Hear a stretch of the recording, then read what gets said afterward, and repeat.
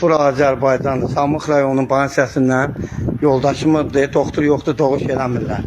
Deyirlər ki, Abbas Sədəbə, bu da skor var. Deyirəm, skor ilə yola salın, deyir, buradan icazə yoxdur, çağırış, ora Abbas Sədəbə almalar. Samux rayon mərkəzi xəstəxanasına doğuş üçün müraciət edən qadının həkim tapa bilmədiyi iddia olunub. Yenavaz.com xəbər verir ki, bununla bağlı görüntülər sosial şəbəkədə yayılıb. Bildirilib ki, hadisə iyulun 27-sində baş verib. Çobanabadlı kənd sakini Emin Mustafayev doğuş sancıları başlayan həyat yoldaşını Samux rayon mərkəzi xəstəxanasına aparıb. Onun sözlərinə görə xəstəxanada həkimlərin məzuniyyətdə olduğu bildirilib və bu səbəbdən qadına tibbi yardım göstərilməyib. Bax, görürsünüz, heç kim yoxdur, amma məzuniyyətə girib.